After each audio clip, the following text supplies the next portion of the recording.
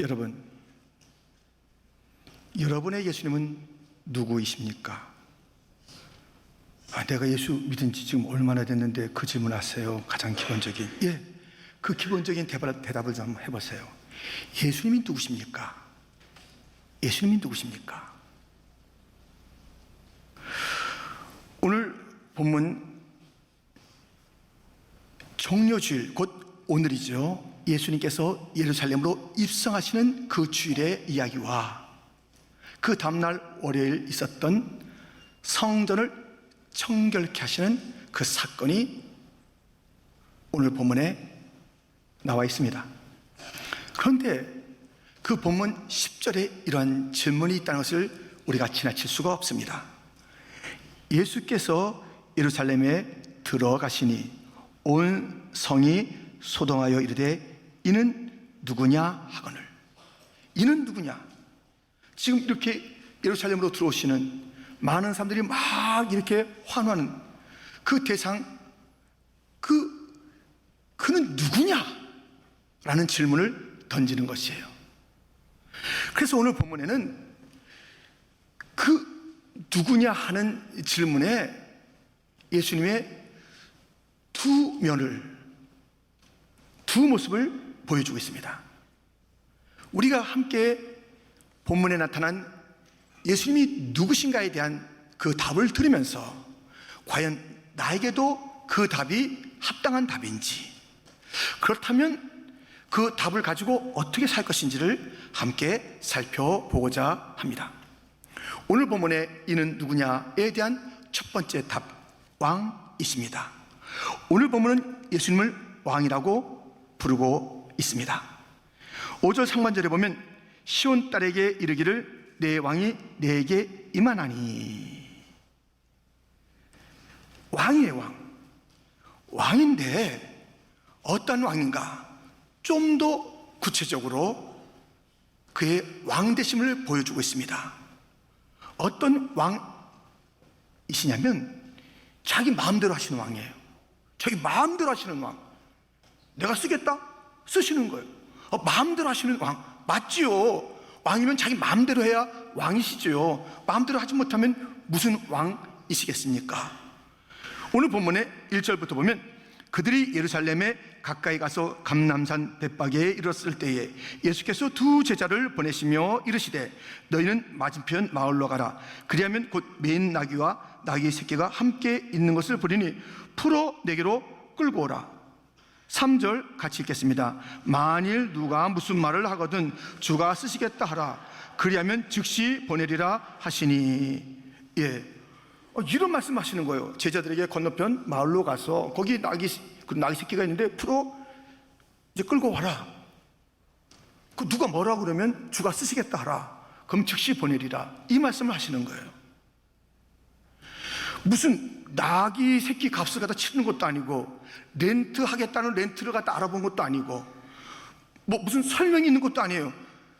그냥 끌고 와. 누가 뭐라고 그러면 주가 쓰시겠다 그래. 그럼 즉시 보낼 거야. 이게 왕이세요. 자기 마음대로 하는 게 왕이세요. 자기 마음대로 할 수 없다면 왕이 아니에요.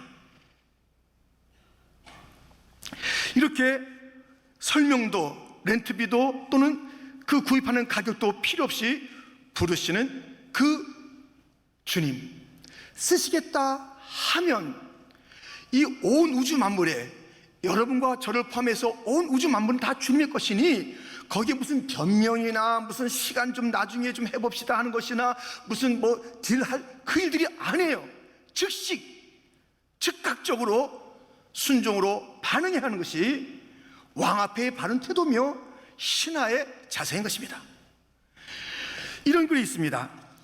해야 할 일이 생각나거든 바로 지금 하세요.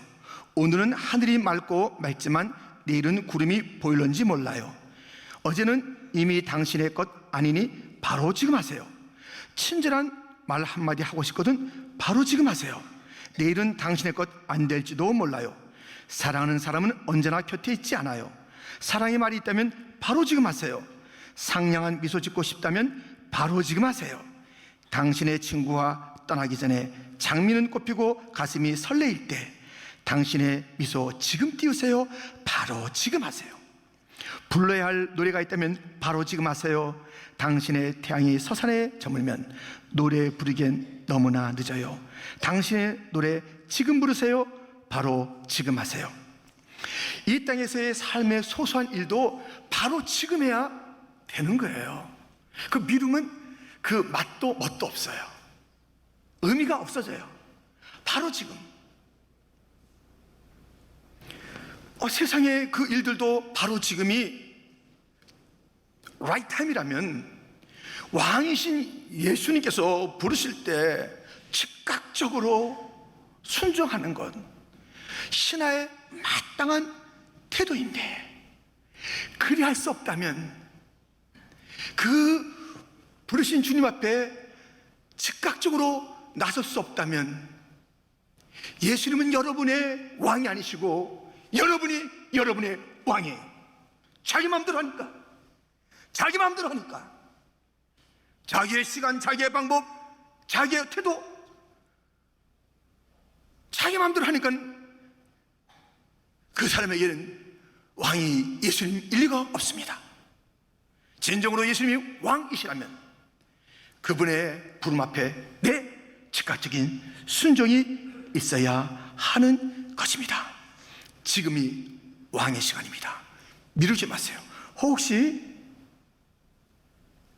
여러분 중에 무슨 주님의 부르심, 그것을 가지고 지금 변명이나 다른 이유로 미뤄두고 있는 자 있습니까? 여러분들, 우리 주님은 사랑의 왕이시고요, 지혜로운 왕이신데, 그 부르심에, 그 모든 것에 정확한 부르심이 있지, 왜 지금 처지와 형편에 안 맞는, 내 형편에 안 맞지만 왕에게는 안 그래요. 우리는 순종하면 되는 거예요. 즉각 나서면 되는 거예요. 왜 처지와 형편을 내가 따지냐고요.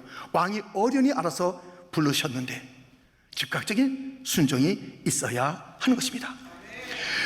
이 예수님은 어떠한 왕인가 하면, 마음대로 부르시는 왕인가 하면 겸손한 왕이라고 오늘 보면은 우리에게 일러주고 있습니다. 5절 말씀 우리 한번 같이 읽겠습니다. 시온 딸에게 이르기를 내 왕이 내게 임하나니 그는 겸손하여 나귀 곧 멍에 매는 짐승의 새끼를 탓도다 하라 하였느니라. 아멘. 예수님은 아주 겸손하신 왕이세요. 오늘 본문에 일러주고 있죠. 이 나귀 새끼를 타는 거예요. 그냥 끌고 온 그런 나귀 새끼를 타는 것입니다. 근데 멍에를 매는 짐승이라고 그랬습니다. 우리 예수님께서도 멍에를 매시는 거예요. 지금 이 길, 왕으로 가는 그 길이지만 겸손한 길이고 정말 가장 사람들이 생각할 수 없는 그런 왕의 모습이에요. 어떻게 왕의 행렬이 이룰 수가 있을까요? 그런데 예수님께서는 멍에를 매는 그 나귀 새끼를 타고 가시는 거예요. 그 모습 속에서 우리 주님은 우리 인생의 인류의 죄의 멍에를 지고 가시는 그러한 그 고난당하시는 왕, 정말 이상한 그 왕, 모든 죄를 어깨에 짊어가는 보라 세상 죄를 지고 가는 하나님의 어린 양이로다라는 그런 예수님의 모습을 우리는 볼 수 있습니다. 어제 그 성례 문답이 있었습니다. 그래서 제가 여러 목사님과 또 장로들과 함께 저희 클래스에서 이제 그 문답을 하는 중이었어요. 일일이 묻기도 하고 또 그룹으로 묻기도 하고 전체 제가 이제 질문한 게 있습니다. 여러분 중에 오늘 밤에 죽으면 천국 갈 수 있다고 확신하는 분들 손 들어보세요 했더니 거기에는 한어권, 중어권 또 영어권에 많은 회중들이 있어서 통역으로 다 이제 전달됐어요. 손 들어보세요 했더니 다 손 든 거예요. 천국 갈 수 있는 사람 다 손 든 거예요. 단 한 사람 빼고요. 또 한 사람 빠졌어요. 그냥 가만히 있어요. 그래서 제가 물었어요. 왜 천국 못 간다고 생각하십니까? 물었습니다. 근데 이렇게 대답하는 거예요. 잘 들으세요. 미안해서요. 그래요. 미안하대요. 나는 큰 죄를 너무 많이 지었습니다. 그래서 천국 가기가 미안합니다. 그래요. 우리가 그 애틋한 마음을 알잖아요. 그 말에서. 그래서 그럼 제가 그러면 착한 일 많이 하시고 천국 갑시다 이렇게 하지 않았잖아요. 큰 죄 때문에 못 가신다고요? 저도 죄인이고 여기 있는 분도 죄인이고 여기 다 죄인인데, 근데 놀라운 것은 우리 모두의 죄를 예수님의 십자가 보혈이 다 씻어주시고 용서했어요. 자, 근데 그 선생님의 죄는 너무 커서 예수님의 보혈이 씻을 수 없는 그런 죄인가요? 예수님의 보혈이 부족한가요? 죄 씻는데? 아니죠. 씻을 수 있을까요? 씻을 수 있죠. 선생님의 모든 죄를 씻을 수 있죠. 그 예수님, 그 보혈, 그 십자가, 그 주를 믿으면 우리 다 용서받아요. 구원받을 수 있습니까? 예, 받을 수 있습니다. 그 예수를 믿음으로 그렇게 받겠더라고요. 여러분, 우리 모든 다 죄를 졌는데 이 왕인데 고난, 참 모든 그 인생들의 죄를 지고 가시는 이 놀라운 그 예수님이, 그리고 그 골고다의 그 모든 보혈이 우리의 죄를 다 씻은 줄 믿습니다. 그렇다면 찬양합시다. 샘물과 같은 보혈은 주님의 피로다. 보혈의 죄를 씻으면 정하게 되겠네. 정하게 되겠네. 정하게 되겠네. 보혈의 죄를 씻으면 정하게 되겠네.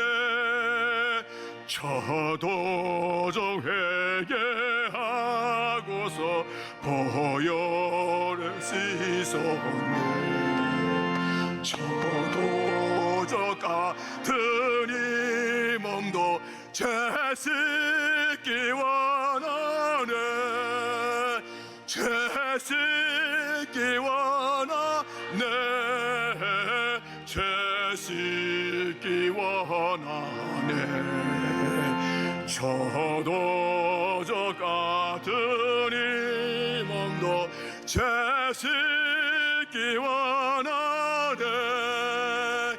이후에 천국 올라가 더 좋은 노래로 날 구속하신 은혜를 늘 찬송하겠네.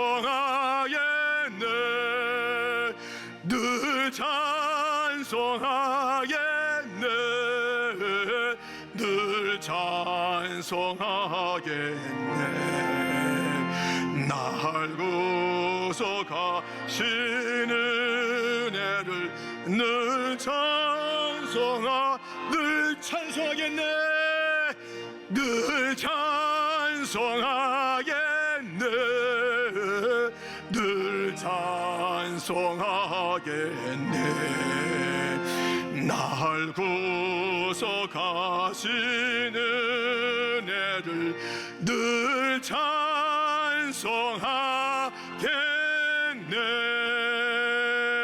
할렐루야.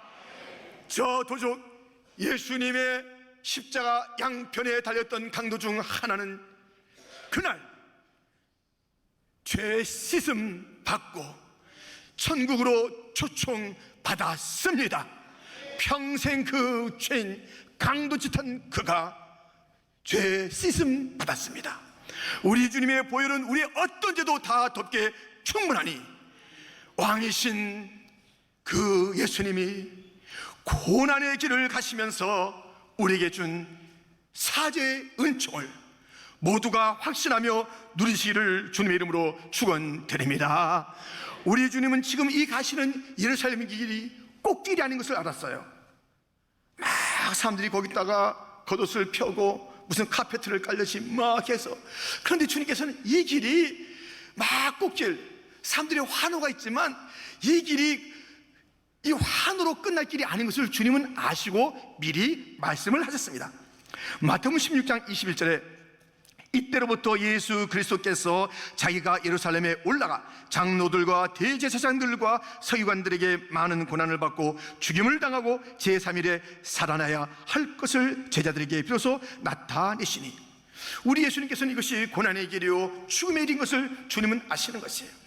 근데 사람들은 와 하고 앞선이 뒷선이 하며 따르고 환호하는 그 장면이 오늘 본문에 있지 않습니까? 자, 본문 9절.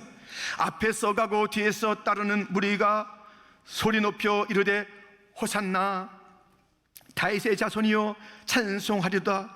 주의 이름으로 오시는 이여 가장 높은 곳에서 호산나 하더라. 호산나, 우리를 구원하소서, 그 노래를 부르는 거예요. 앞선이 뒷선이 막 찬양하며 환호 지르면서 호산나 호산나 다윗의 자손이여 우리를 구원할 분이여 하면서 막 찬양하는 거예요. 예수님 아세요? 이들이 며칠 있다가 다 도망갈 것을, 배반할 것을 다 아세요. 우리 주님이 그 길 가면서 그 길이 십자가의 길인 것을 알았는데, 곧 죽으러 가는 그 길인 걸 알았는데, 지금 이 환호가 있지만은 우리 주님은 이제 곧 죽으실 것이고 고난 채찍 맞을 것이고 십자가 달리실 것이고 손과 발 그 허리에 못을 창을 받으실 그런 그 길을 아신 거예요. 근데 사람들이 와 하는 거예요. 지금 다 배반하고 다 도망갑니다.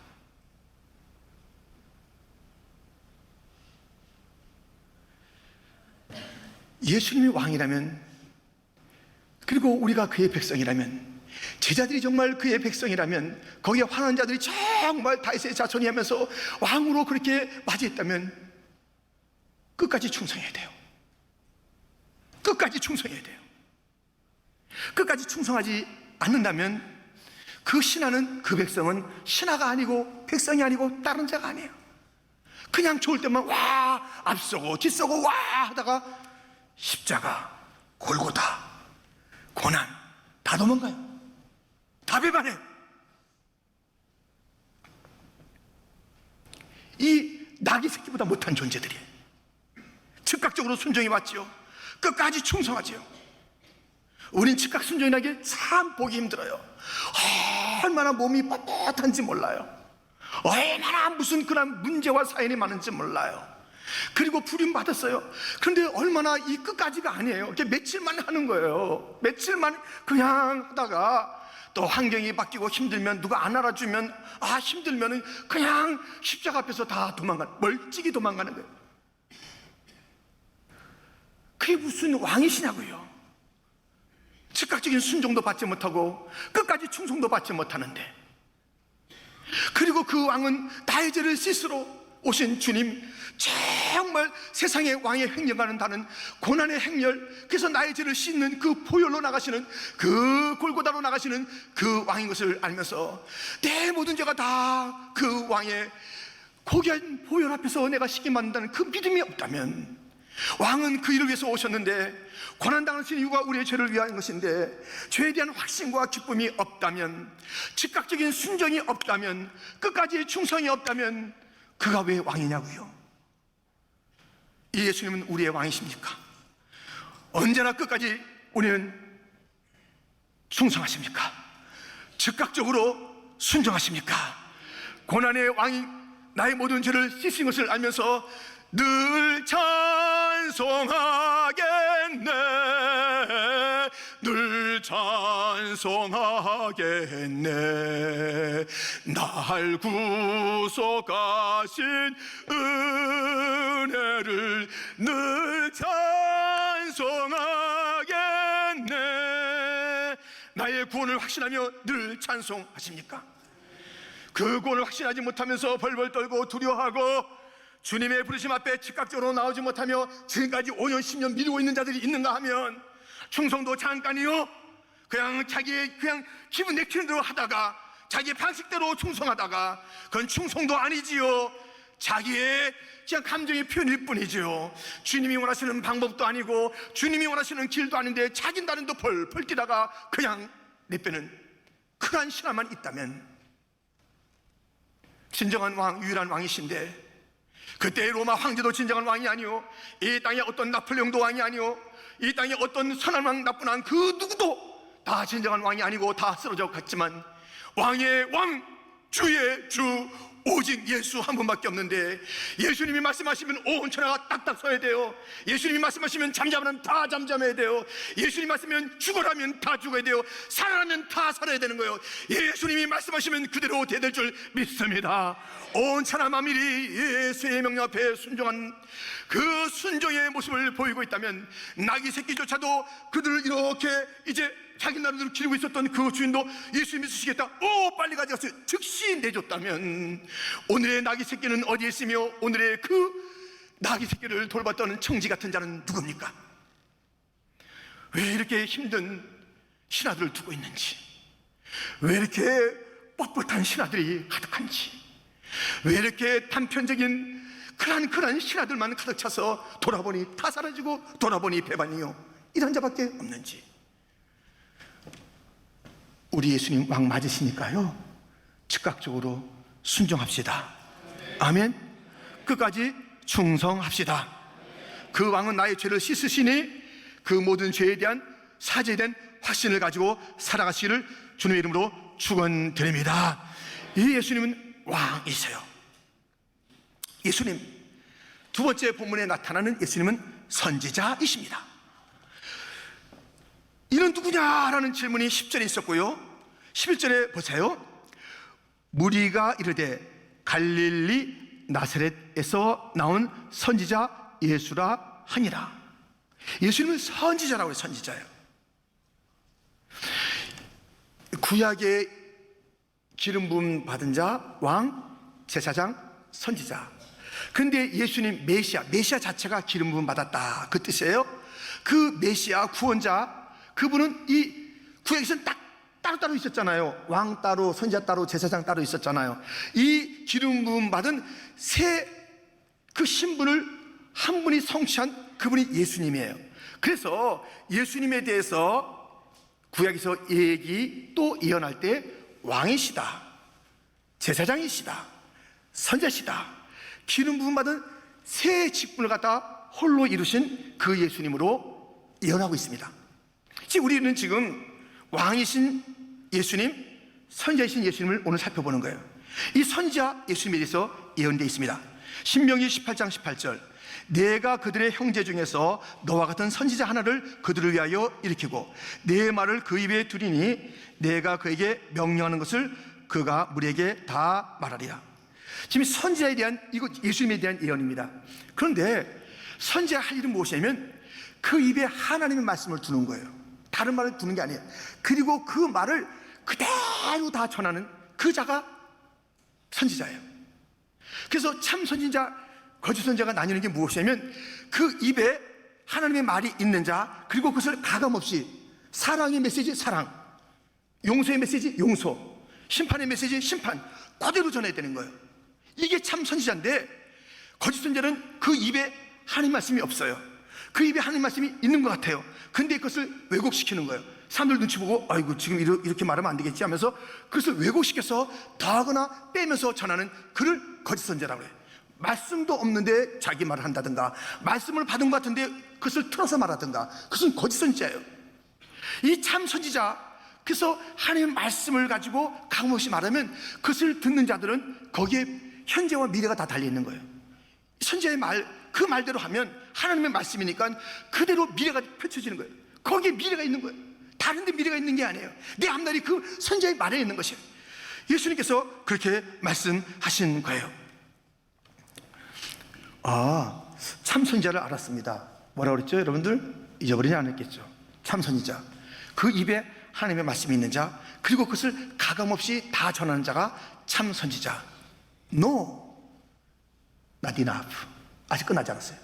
참 선지자는 아직 끝나지 않았어요. 참 선지자 이야기를 들어보세요. 그 선지자는 무엇을 또 갖고 있어야 되면 이것입니다. 말라기 4장 5절 그리고 6절, 보라, 여호와의 크고 두려운 날이 이르기 전에 내가 선지자 엘리야를 너에게 보내리니. 6절은 같이 읽겠습니다. 그가 아버지의 마음을 자녀에게로 돌이키게 하고 자녀들의 마음을 그들의 아버지에게로 돌이키게 하리라. 돌이키지 아니하면 두렵건대 내가 와서 저주로 그 땅을 칠까 하노라 하시니라. 아멘.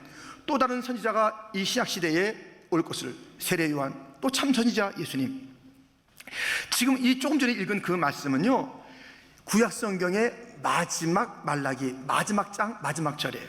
근데 무엇을 얘기하면 아버지의 마음을, 선지자 엘리야가 오는데 아버지의 마음을, 진정한 선지자는 이 마음이 아버지의 마음이어야 돼요. 아버지의 마음을 가지고 그 입에 정확하게 담겨진 하나님의 그 말씀을 가감없이 전하는 자가, 그가 참 선지자예요. 이 아버지의 마음이 없으면 안 돼요. 그래서 참 선지자들은요, 참 예민해요. 그 하나님의 그 마음을 알기 때문에 사랑의 마음을 알아요. 격정적인 사랑을 알아요. 그리고 그 마음을 알아요. 막 질투하는 그 마음을 알아요. 그렇기 때문에 말 한마디 한마디 할 때마다 그냥 의사산하게 전하는 게 아니에요. 그냥 참 선지자는요, 이 하나님의 아버지의 마음을 품고 이 아버지의 마음으로 돌아와야 돼. 그렇지 않으면 안 돼 하는 그런 구약의 총결론, 아버지의 마음이 선지자에 대한 이야기가, 그 선지자 그 마음을 품고 그렇게 말하는 것입니다. 그런데요, 아버지의 마음을 품고 그 입에 담겨진 하나님의 그 말씀을 가감없이 전하는 선지자, 참 선지자의 모습이 오늘 보면 12절, 13절에 나오는 것이에요. 예수께서 성전에 들어가사 성전 안에서 매매하는 모든 사람들을 내쫓으시며 돈 바꾸는 사람들의 상과 비둘기 파는 사람들의 의자를 둘러 엎으시고 그들에게 이르시되 기록된 바 내 집은 기도하는 집이라 일컬음을 받으리라 하였거늘 너희는 강도의 소굴을 만드는도다 하시니라. 지금 예수님께서요, 이 돈 바꾸는 자, 비둘기 파는 자의 상을 다 뒤집어 엎습니다. 그리고 내 집은 기도하는 집이라, 이렇게 가르치시고 외치시는 그러한 모습, 이 아주 격한 분노가 있는 것이에요. 이 선지자들의 가슴에 있는 이 격함, 이 죄에 대한 민감하며 이 죄를 갖다 참지 못하는 그런 선지자의 그 모습이 있습니다. 그리고 바른 것을 가리켜 이 성전은 기도하는 집이다. 또 구체적으로 만민이 기도하는 집이라 이렇게 말씀하니, 만민이 기도하는 집이다 이렇게 외치시는 그러한 예수님, 하나님의 말씀을 그대로 외치는 거예요. 내 집은 만민이 기도하는 집이라 라고 그대로 외치는, 그대로 선지자의 모습을 보게 됩니다. 아니 성전에 돈 바꾸는 사람 뭐야? 비둘기 장사는 뭐야? 여러분들, 이 돈 바꾸는 자가 있어야 돼요. 이 비둘기를 파는 자가 있어야 돼요. 들어보세요. 지금 이 절기가 되면 온 곳에, 디아스포라 온 곳에 펼쳐져 있던 그런 유대인들이 절기를 지키러 오는 거예요. 절기를 지키러 오는데 그때 와서 성전세를 내야 됩니다. 성전세를 내는데 자기가 그 현장에서 쓰던 돈들은 각양이에요. 그래서 거기에 무슨 이상한 형상이 있든가 뭐 짐승 그림이 있든가 같은 별별 그런 돈을 다 쓰고 있는데, 바로 성전에 와서는 성전세를 낼 때 그 잡단 돈으로 낼 수가 없습니다. 무엇으로 내냐면 세겔로 내야 돼요. 세겔로. 자 보세요. 출애굽기 30장 13절 그리고 16절 무릇 계수 중에 드는 자마다 성소의 세겔로 반세겔을 낼지니 한 세겔은 20게라라 그 반세겔을 여호와께 드릴지며. 16절 같이 읽겠습니다. 너는 이스라엘 자손에게서 속전을 취하여 회막 봉사에 쓰라.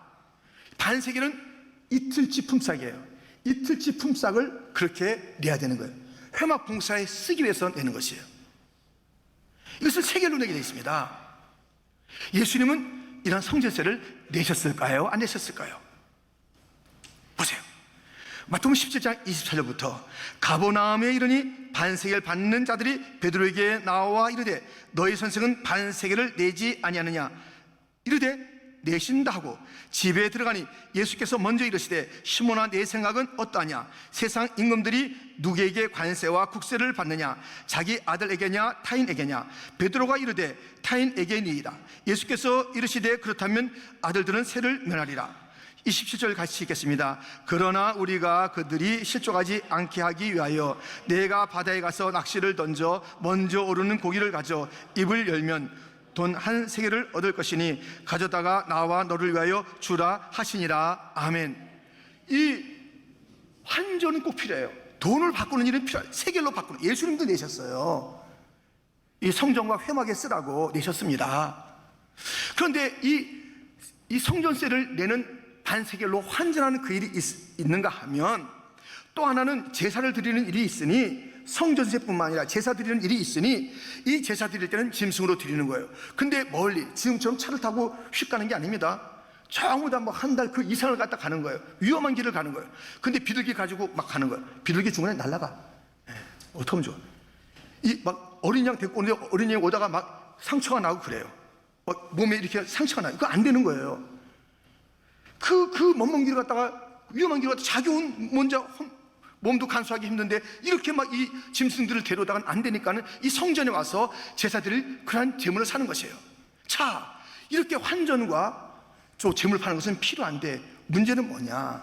이들이 이 갖다가 환전하고 제물을 파는 자들이 머리가 팍팍 돌아가는 거예요. 이거 세계라는 뭐냐니까 시중가격보다 엄청 비싸게 환전해 주는 거예요. 이 제물도 시중가격보다 엄청 비싸게 받는 거예요. 이것을 갖다가 그 당시에 성전세와 제사드리기에 편하게 편리한 그 역할을 해주는 것이 아니라 이것을 가지고 폭리, 장사를, 이 하나님의 일을 가지고 장사하는 거예요. 환전상 있고 재물 파는 자가 있어야 되는데 이것을 가지고 장사로 하니까 이것을 다 뒤집어 엎은 우리 예수님이십니다. 여러분, 이 예수님께서는 선지자로서 이렇게 가당치 않는 하나님의 일을 정상적으로 하지 아니하고 폭리로 하고 이것을 주의 영광으로 하지 아니하고 이것을 가지고 자기의 배를 불리하는 것을 뒤집어 엎으신 거예요. 그리고 이 성전의 진짜 기능이 무엇인지를 말씀하시는 참 선지자 예수님의 모습을 보게 됩니다. 예수님은 누구신가? 이는 누구냐라는 질문에 오늘 답을 우리는 갖게 되었습니다. 예수님은 왕이시다는 것이에요. 예수님은 모든 것을 마음대로 쓰실 수 있는 그런 왕이시다. 예수님은 고난의 왕이셔서 모든 죄를 갖다 다 씻어주시는 그런 보배로운 피를 흘리신 그런 정말 놀라우신 그런 왕이라는 것이에요. 예수님 왕이신데 끝까지 충성을 받기에 합당하신 왕이라는 것을 우리는 보았습니다. 그런가 하면 예수님은 선지자예요. 선지자이신데 그는 하나님 아버지의 마음을 품고 이 죄에 대해서 민감하면서 용납할 수 없다고 하시면서 하나님의 영광을 가리는 일이 무엇이냐면서 그것을 뒤집어 엎고 진정한 것을 선포하신 그러한 선지자 예수님이십니다. 그렇다면 오늘의 우리에게는 이 말씀이 어떻게 적용되어야 될까요? 왕을 왕으로 섬겨야 하며 말씀드렸듯이 즉각 순종으로 나가야 하며 왕이 오신 이유는 나의 죄를 씻는 것이니 그 보혈로 씻김받는 그 은혜 가운데 함께 나가서 사죄의 은총, 왕의 놀라운 은혜를 고백해야 하는 것이며 만왕의 왕께서 흘리신 보혈로 구원받은 그 구원을 송축하며 내가 씻김받는 것은 만왕의 왕의 보혈로 씻김받았다 송축해야 하는 것이며 끝까지 이 마지막 목숨이 이 땅에서 끝날 때까지 충성하다가 천국 가서 또 찬송으로 충성해야 하는 것이며 우리 주님이 선지자라면 우리 주님 지금 선지자 어디 계시지? 안에 계신데 선지자가 또 있습니다. 누구냐면 선지자 예수님은 이 땅에 계시지 아니하시고 하나님 아버지의 말씀을 그 입에 두고 아버지의 마음을 가지고 온 땅에 아버지의 뜻을 정확하게 말씀하시는 그 예수님은 지금 성천에 계신데 누구냐? 성령을 보내서 성령을 받아서 하나님 아버지의 마음을 알아 구원의 복음과 심판의 메시지를 전하라는 여러분과 제가 이 시대의 선지자의 사역을 이어가고 있다는 것입니다. 이 사역을 이어가고 있습니까? 선지자는 선지자고 나는 나가 아닙니다. 그 옛날에 선지자들 지금 없잖아요. 예수님 선지자신데 지금 안 계시잖아요. 누구를 남겨뒀습니까? 저와 여러분을 이 땅에 남겨두시면서 그냥 두셨나요? 성령이 너에게 임하시면 성령이 너에게 임하시면 내 증인이 되라. 입을 열어서 주님의 증인 되는 거예요. 주님의 말씀을 증거하는 거예요. 아버지의 뜻을 전하는 것이에요. 분명하게 전하는 것이에요. 예수님 다시 오십니다. 전하는 것입니다. 예수님이 우리를 인도하십니다. 전하는 것입니다. 이렇게 살면 죽어요. 전하는 것입니다. 이렇게 살면 심판받아요. 정확하게 전하는 것입니다. 이 시대의 선지자의 사역을 이어가고 있는 저와 여러분이 침묵하면 누가 예수님의 그 사역을 잇는 선지자, 그 사역 누가 이 땅에 이어간단 말입니까? 예수님은 여러분의 왕 맞으십니까? 아멘. 즉각 순종하세요. 아멘. 끝까지 충성하세요. 그 왕이 오신 중요한 이유 중에 이유는 나의 죄를 씻기 위해서 보혈을 흘리시기 위해서 오셨으니 그 왕의 그 보혈의 능력을 덧입으시고 죄사함 받은 자유를 마음껏 누리세요. 아멘. 우리 요거 한번 따라해도 참 좋을 것 같은데 같이 할까요? 즉시 순종, 끝까지 충성. 할렐루야. 예. 그리고 죄 씻음 받은 그 주님을 송축하는 거예요.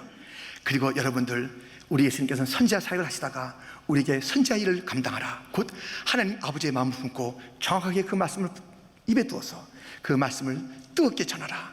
그러니까 아버지의 마음이 없으면요, 그 진짜가 아니에요. 여기서 나와요. 여기서 나오는 거예요. 여기서 나오는 모든 게 여기서 나오는 거예요. 여기서만 하는 거예요. 이 가슴에서부터 아버지의 마음에서 손이 되고, 아버지의 마음에서 찬양이 되고, 아버지의 마음에서 설교가 되고, 아버지의 마음에서 선교가 되고, 아버지의 마음에서 모든 이런 아름다운 관계가 되면 얼마나 뜨겁겠냐고요. 얼마나 뜨겁겠냐고요. 아버지의 마음을 품고 사랑하니, 아버지의 마음을 품고 봉사하니, 아버지의 마음을 알아서 하니 얼마나 감격과 감사와 그것이 넘치겠냐고요. 아버지의 마음은 딱 어디 가고 자기 생각으로 해서 여기서만 나오는 거예요. 여기서만 나오는 거예요. 요거만 하는 거예요. 그러니까 다 쉽게 깨어지고 허물어지는데, 여러분이요, 아버지의 마음을 가지고 외쳤던 선지자가, 그 예수님이 우리를 이 땅에 남겨두었으니 누가 아버지의 마음을 가졌는가? 우리 퀸즈 장로교회 여러분과 제가 아버지의 가슴을 품은 자가 되기를 축원합니다.